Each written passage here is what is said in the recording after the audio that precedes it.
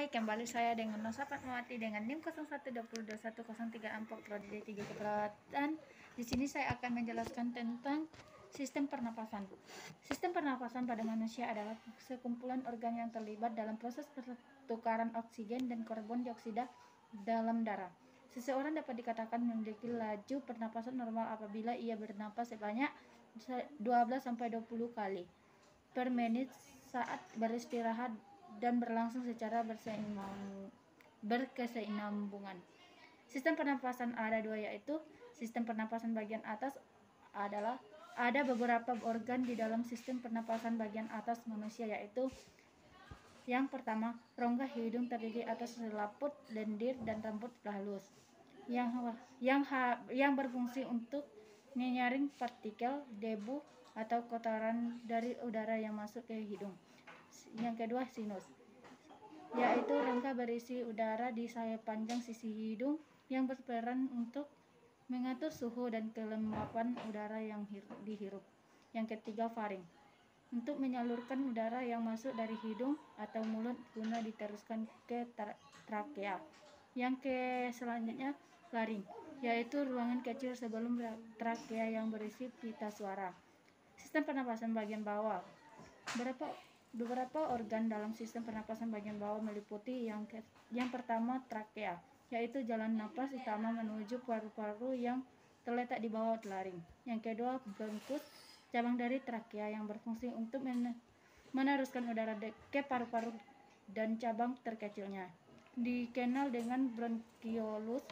Yang ketiga, paru-paru, terdiri dari jutaan alveolus yang menerima udara dari bronkiolus dan bertugas sebagai tempat pertukaran oksigen dan karbon dioksida.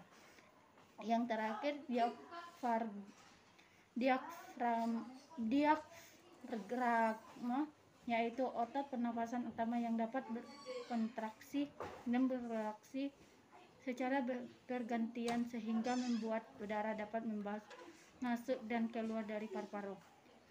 Cara kerja sistem pernapasan pada manusia. Berikut ini adalah cara kerja sistem pernapasan pada manusia.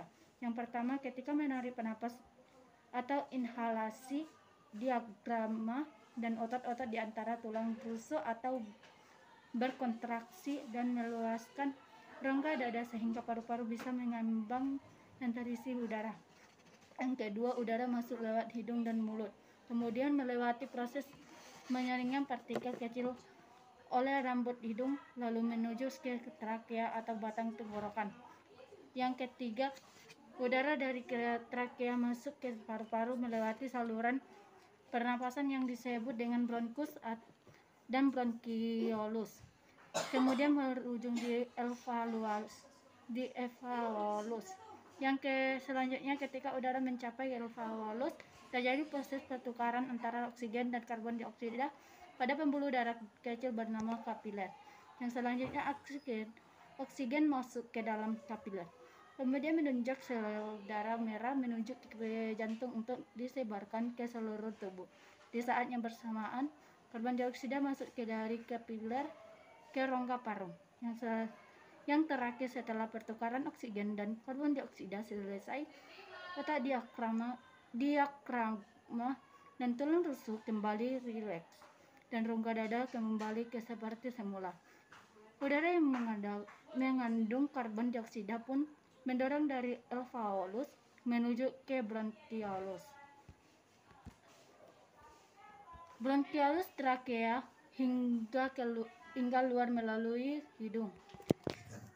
Sekian yang bisa saya sampaikan. Terima kasih.